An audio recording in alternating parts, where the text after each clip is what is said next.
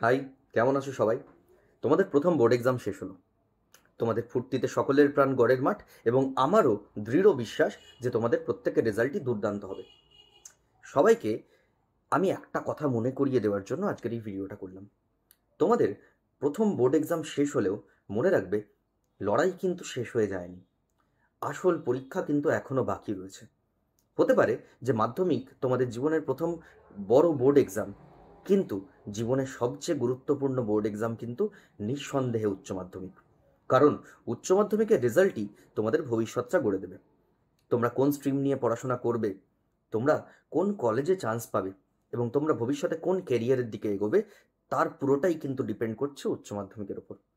আর গত বছর থেকে Paschimbanga board, West Bengal board, WBCHSE উচ্চ মাধ্যমিক পরীক্ষায় একটা বিরাট বড়সড় চেঞ্জ এনেছে।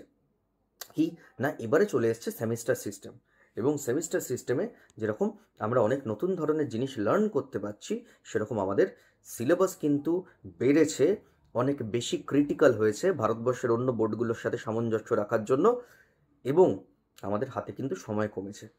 তাই আজকে আমার এই ভিডিওটা করার উদ্দেশ্য হলো তোমাদেরকে ক্লাস 11-এর উচ্চ মাধ্যমিকের প্রথম যে ধাপ, তার সিলেবাস সম্পর্কে একটু ওয়াকিবহল করা। তাহলে চলো ভিডিও শুরু করা যাক। বোর্ডের নতুন নিয়ম অনুযায়ী এখন হাতে সময় কিন্তু খুব কম।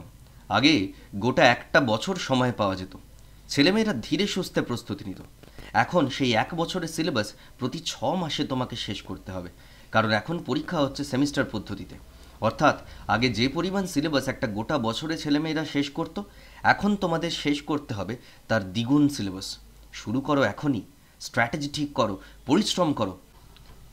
কিভাবে তা করবে সে নিয়ে বিস্তারিত আলোচনা করে একটা ভিডিও তো আমি পোস্ট করবই, কিন্তু আজকের আলোচনার বিষয়টা অন্য। আজকের আলোচনার বিষয় হলো ইংলিশের সিলেবাস। যে স্ট্রিমই নাও, সায়েন্স, কমার্স বা আর্টস, ইংলিশই হলো গেম চেঞ্জার। এটা মোট মার্কস বাড়াতে, ভালো কলেজে ভর্তি হতে আর ভবিষ্যতে কেরিয়ার তৈরি করতে সাহায্য করে। ভালো ইংলিশ ছাড়া উন্নতি কঠিন। আজ আমি ক্লাস 11-এর সেমিস্টার 1-এর ইংলিশের সিলেবাস আলোচনা করব। চলো তাহলে আর দেরি না করে ভিডিও শুরু করা যাক। প্রথমেই বলি, ক্লাস 11 হচ্ছে টোটাল 100 মার্কসের পরীক্ষা। ক্লাস 12ও 100 মার্কসের পরীক্ষা, ক্লাস 11ও 100 মার্কসের পরীক্ষা, কিন্তু ব্যাপার হচ্ছে এই 200 মার্কস টোটাল 4টে সেমিস্টারে ভাগ করা রয়েছে। ক্লাস 11-এ তোমাদের 40 মার্কস করে দুটো রিটেন এক্সাম দিতে হবে 6 মাসের ব্যবধানে, আর তার সাথে প্রজেক্ট থাকবে 20 মার্কসের। তাহলে 40 + 40 + 20 মোট 100 মার্কসের এক্সাম তোমাদের কিন্তু ক্লাস 11-এ দিতে হচ্ছে। আজকে ক্লাস 11-এর সেমিস্টার 2 নিয়ে আমি আলোচনায় যাব না। শুধু একটা কথা বলে রাখা দরকার, সেটা হলো ক্লাস 11-এর সেমিস্টার 2 মানে দ্বিতীয় পরীক্ষা যেটা তোমরা দেবে, সেটা হতে তোমাদের ডেসক্রিপটিভ টাইপ আনসার লিখতে হবে। মানে long question, short question, writing, এই সমস্ত কিছু থাকবে সেমিস্টার 2-তে। সেমিস্টার 1-এ শুধুমাত্র তোমাদের রয়েছে prose, poem, rapid reader, textual grammar আর রিডিং কম্প্রিহেনশন, এবং এর পুরোটাই হবে এমসিকিউ প্যাটার্নে। এবার এমসিকিউ শুনেই আনন্দে লাফিয়ে ওঠার কোনো কারণ নেই, কারণ এতদিন তোমরা যে ধরনের এমসিকিউতে পরীক্ষা দিয়ে এসেছো, যেরকম ধরো আমি উদাহরণস্বরূপ একটা বলছি ফাদার্স হেল্প থেকে। ধরো তোমাদের প্রশ্ন থাকলো যে স্যামুয়েল কী কালারের কোট পরতো। তোমার অপশানস হচ্ছে গ্রিন, ইয়েলো, ব্ল্যাক, ব্লু। তোমরা খুব ভালো করেই জানো, তোমরা সহজেই লিখে আসবে যে স্যামুয়েল ইয়েলো কালারের কোট পরতো। কিন্তু ক্লাস 11-এ এরকম এমসিকিউ আসবে না। এই এমসিকিউগুলো সবই আসবে লজিক্যাল রিজনিং টাইপের। মানে তোমার খুব ভালো করে পড়া না থাকলে, ইংলিশটা খুব ভালো করে না শিখলে, এবং সেগুলো নিয়ে লজিক্যালি তোমার টিচার তোমার সাথে আলোচনা না করলে এবং প্র্যাকটিস না করালে, তোমরা কিন্তু একটাও কোয়েশ্চেনের কারেক্ট আনসার লিখতে পারবে না। ট্রাস্ট মি, অলরেডি একটা সেমিস্টার পরীক্ষা হয়ে গেছে, আমি ভালোভাবে এটা সম্পর্কে ওয়াকিবহাল। আর আমাদের চেষ্টাটা থাকবে যতটা তাড়াতাড়ি সেমিস্টার 1-এর সিলেবাস শেষ করে সেমিস্টার 2-এর সিলেবাস ধরে ফেলা যায়। তার কারণ সেমিস্টার 2 আমাদের ডেসক্রিপটিভ পেপার। সেমিস্টার 2-তে কিন্তু আমাকে বড় বড় কোয়েশ্চেন্স লিখতে হবে। মানে যে ধরনের কোয়েশ্চেন্স এতদিন তোমরা ইংলিশে লিখতে অভ্যস্ত নও। তোমরা তো মাধ্যমিক পরীক্ষা দিয়ে এসছো শুধু শর্ট কোয়েশ্চেনে, এবার মাধ্যমিকে বাংলা বা ইতিহাসে তোমরা যেভাবে লং কোয়েশ্চেন লিখতে, এবার ক্লাস 11-এ ইংলিশেও কিন্তু সেভাবে লং কোয়েশ্চেন লিখতে হবে তোমাদের।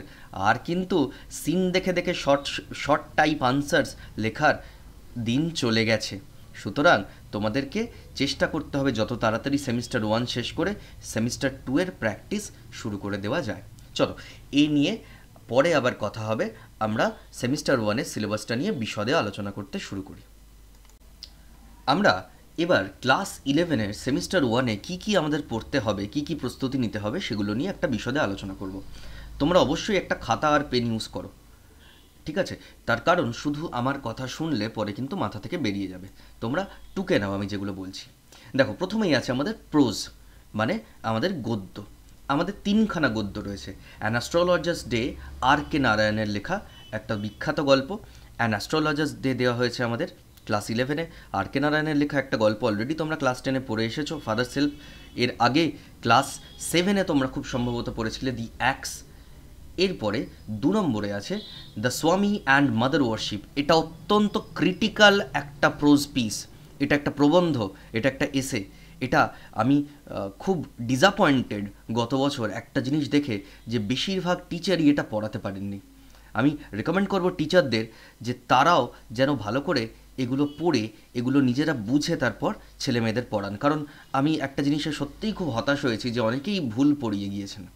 আচ্ছা, এরপরে আমাদের আবার সিস্টার নিবেদিতার লেখা অমরনাথ বলে আরেকটা প্রোজ পিস দেওয়া হয়েছে। এটা হচ্ছে একটা ট্র্যাভেলগ। সিস্টার নিবেদিতা যখন স্বামী বিবেকানন্দের ডিসিপল ছিলেন, শিষ্যা ছিলেন, তখন তারা অমরনাথ দর্শনে গিয়েছিলেন, তার অভিজ্ঞতাই এখানে বর্ণনা করা হয়েছে। আচ্ছা, এই 3টে প্রোজ আছে, 3টে পোয়েম আছে। আচ্ছা, এই যে 3টে প্রোজ আছে, এই 3টে প্রোজের ভাষা এবং তাদের দৈর্ঘ্য কোনোটাই কিন্তু মাধ্যমিকের প্রোজের মতো নয়। এগুলো কিন্তু অনেক বেশি ক্রিটিক্যাল, এগুলো কিন্তু অনেক বেশি বেটার, ভালো ইংলিশ জানার দাবি করে, ঠিক আছে? আচ্ছা, এবারে আমরা যাচ্ছি ইউনিট 2-তে। ইউনিট 2-তে রয়েছে ভার্স, অর্থাৎ পদ্য। আমাদের 3টে পদ্য আছে। কি আছে? Composed upon Westminster Bridge, written by William Wordsworth. আরেকটা রয়েছে দ্য ব্যাঙ্গল সেলার্স, সরোজিনী নাইডুর লেখা একটা কবিতা। আর the second coming, William Butler ইয়েটসের লেখা একটা বিখ্যাত কবিতা, এবং যেটার বেশিরভাগ টিচার, আবার আমি অত্যন্ত হতাশ হয়েছি, বেশিরভাগ টিচার, আমি যা শুনছি, আমি যা খবর পেয়েছি, এমনকি আমি ইউটিউবে অনেকের চ্যানেল দেখেছি, বেশিরভাগ টিচার এই দ্য সেকেন্ড কামিংয়ের ভুল ব্যাখ্যা করেছেন। এবং এতে করে কিন্তু স্টুডেন্টরা যখন এক্সাম দিতে গেছে তারা কিন্তু সাফার করেছে। তারা ওই ভুল ব্যাখ্যা অনুযায়ী উত্তর লিখে এসছে এবং তারা সিরিয়াসলি সাফার করেছে। তোমরা যদি একটা এক্সাম্পল দেখতে চাও, একটা ডেমো এক্সাম্পল দেখতে চাও যে কী ধরনের কবিতা আছে, যদিও খুব সহজ একটা কবিতা আমি বানিয়ে রেখেছি এখানে, তোমাদের সিলেবাসে থাকা কম্পোজড আপন ওয়েস্টমিনস্টার ব্রিজ আমার চ্যানেলে এক্সপ্লেন করে দেওয়া হয়েছে। আমি ডেসক্রিপশন বক্সে লিঙ্ক দিয়ে দিলাম, তোমরা চাইলে দেখতে পারো। এবারে আমরা আসছি দ্বিতীয় বইটির প্রসঙ্গে, যেটি হলো আমাদের র্যাপিড রিডার।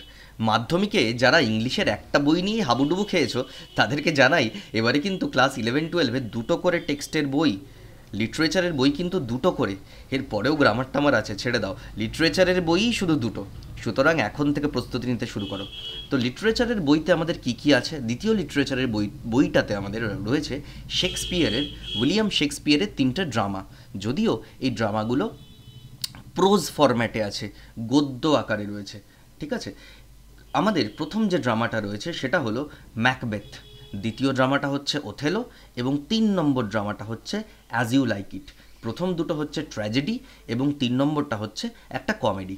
এই 3 নম্বর ড্রামাটাই আমার চ্যানেলে সুন্দর করে পড়িয়ে বুঝিয়ে দিয়েছি আমি, এবং লিঙ্কটা রয়েছে ডেসক্রিপশন বক্সে। তোমাদের যদি ইচ্ছা হয় তোমরা দেখে নিতে পারো অবশ্যই। আমাদের সিলেবাস এখানেই শেষ হয়ে যাচ্ছে না, এরপরে রয়েছে টেক্সচুয়াল গ্রামার।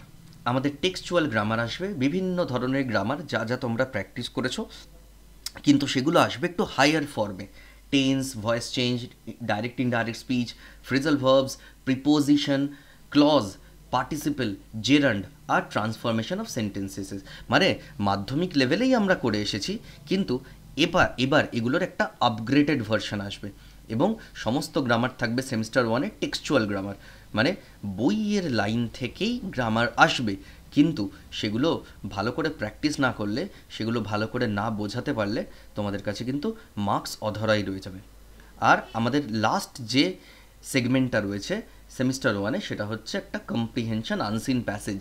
মাধ্যমিকে যে লেভেলের আনসিন প্যাসেজ পড়ে এসেছো, এবারে একটু ক্রিটিক্যাল, একটু ডিফিকাল্ট এবং কোয়েশ্চেন একটু লজিক্যাল। কী রকম ধরনের কোয়েশ্চেন আসে তা আমি আগে আমার স্টুডেন্টদেরকে এক্সপ্লেন করেছিলাম, পরে আমি আবার করব। তোমরা আপাতত এটুকু জেনে রাখো যে কম্প্রিহেনশন প্যাসেজ একটা আসবে। এবার হলো কুইজ টাইম। এই যে স্ক্রিনে তোমরা যে ন্যারেশন চেঞ্জটা দেখতে পাচ্ছ, এটা সঠিক উত্তর কী হবে সেটা কমেন্টে লিখে দাও দেখি। যারা যারা কারেক্ট আনসার দিতে পারবে, যে বা যারা কারেক্ট আনসার দিতে পারবে, তার বা তাদের ফটো আমি নেক্সট ভিডিওতে ফিচার করব, আর তাদের নাম করে আমি শাউট আউট দেবো। তাহলে যারা যারা কারেক্ট আনসারটা জানো চট করে লিখে ফেলো। আজকে তাহলে এতটাই। পরের ভিডিওতে বলবো ইংলিশ কেন এত গুরুত্বপূর্ণ, আর এটা শিখে নিলে কোন কোন কেরিয়ারের দরজা খুলে যাবে। যত তাড়াতাড়ি সম্ভব শুরু করো। আমি যা যা পড়াবো ঠিক সেগুলোই পরীক্ষায় আসবে। আমার ছাত্রছাত্রীদের সব সময় এটা বলি। আমার কাছে ক্লাস করতে চাইলে যোগাযোগ করো এই নম্বরে। আমার ক্লাসে এলে পাবে সেরা নোটস, সেরা সাজেশন আর সঠিক প্রস্তুতি। আমার পড়ানো তো তুমি দেখেই নিয়েছো, এর বেশি কিছু বলার নেই। বাই বাই, পরের ভিডিওতে আবার দেখা হবে।